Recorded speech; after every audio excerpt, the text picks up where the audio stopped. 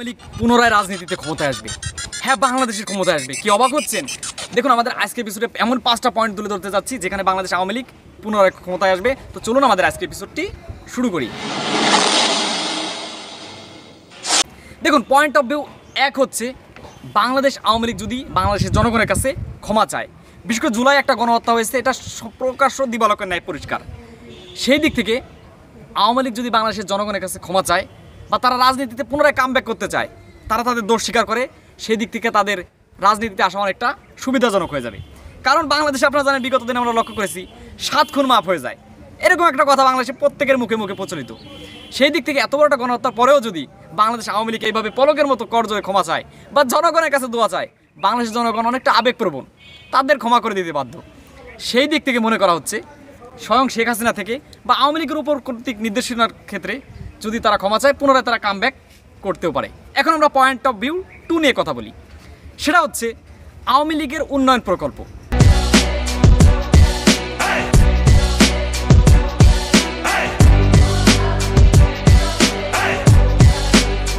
এতদিন আওয়ামী লীগ আমাদেরকে উন্নয়নের মূলা খাইয়েছিল, এটা সত্য কথা, কিন্তু তারপর উন্নয়ন কিন্তু অবশ্যই হয়েছে। এই যে পদ্মা সেতু, মেট্রো রেল, এগুলো কিন্তু স্বয়ং আওয়ামী লীগ কর্তৃক হয়েছে, যদিও তারা স্বৈরশাসনকে বাংলাদেশে কায়েম করেছিল। এখন কথা হচ্ছে এই উন্নয়ন প্রকল্প তারা দেখিয়ে তারা একটা রাজনৈতিক ফায়দা হাসিল করতে পারে, এটা অবাক হওয়ার কিছু নেই। সেই দিক থেকে আওয়ামী লীগ পুনরায় কামব্যাক করলে তাদের এই উন্নয়ন দর্শনগুলো তারা অবশ্যই দেখাবে এবং দেখাতে তারা বাধ্য হবে। সেখান থেকে বাংলাদেশ আওয়ামী লীগ পুনরায় কামব্যাক করার একটা নজির লক্ষ্য করাই যায়। এখন আমরা পয়েন্ট অফ ভিউ 3 নিয়ে কথা বলি। সেটা হচ্ছে বাংলাদেশের জনগণ কিন্তু নতুনত্ব পছন্দ করে বা একবারের বেশি 2বার কাউকে ক্ষমতায় দেখতে পছন্দ করে না। এখন কথা হচ্ছে আওয়ামী লীগ কিন্তু দীর্ঘ 15 বছর স্বৈরশাসনের মাধ্যমে ক্ষমতায় ছিল। এখন কথা হচ্ছে বিএনপির কথা একটু বলি। 2001 সালে যখন বিএনপি ক্ষমতায় আসে, ঠিক তারা পরবর্তীতে আবার ক্ষমতা হারিয়ে ফেলে। মানে বিএনপি সেকেন্ডবারের মতো ডেভেলপ কোনোদিন করতে পারে নাই।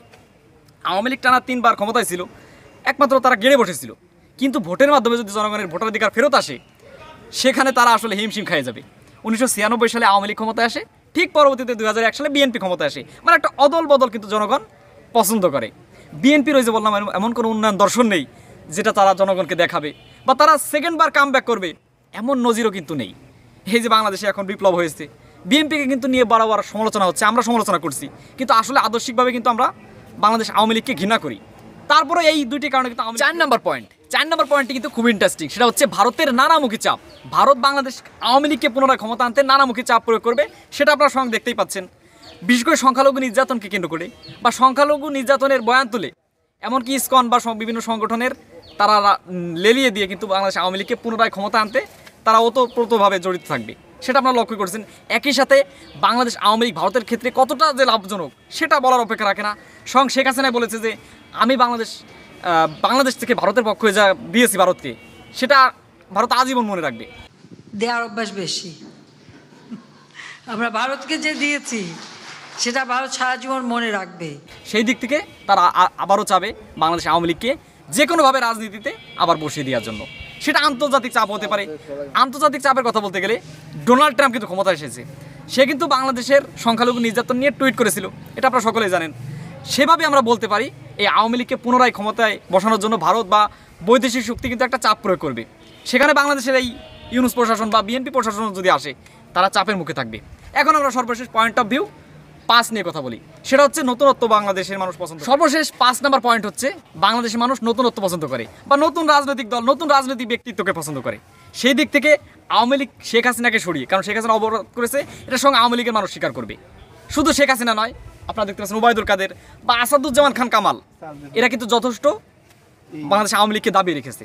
এখন কথা হচ্ছে শেখ হাসিনাকে যদি বাংলাদেশ রাজনীতি থেকে একটু সরিয়ে দিয়ে সজীব অজয় সেই জায়গায় অবস্থান বা আসীন গ্রহণ করে, সেখান থেকে বাংলাদেশের মানুষ তাকে রাজনীতিতে গ্রহণ করতেও পারে।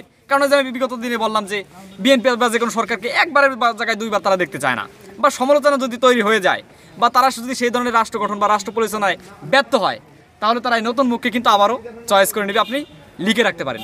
তো বন্ধুরা, এই হচ্ছে 5টি বিষয়। এই 5টি বিষয় যদি তারা সেইভাবে মেনটেন করতে পারে বা এই 5টি বিষয়ের মাধ্যমে কিন্তু আওয়ামী লীগ পুনরায় বাংলাদেশের রাজনীতিতে গেড়ে বসতে পারে। স্বয়ং একজন আওয়ামী বিরোধী লোক হয়ে আমি কথাগুলো বলতে বাধ্য হলাম, কারণ এই পয়েন্টের দিকে আমাদের দৃষ্টি দিতে হবে এবং বাংলাদেশের মানুষকে অবশ্যই সচেতন হতে হবে। তো সবাই ভালো থাকবেন, সুস্থ থাকবেন। আপনাদের সাথে দেখা হচ্ছে নতুন আরও একটি পর্বে। তো এই বলে আমাদের আজকের এপিসোডটি শেষ করছি। আসসালামু আলাইকুম।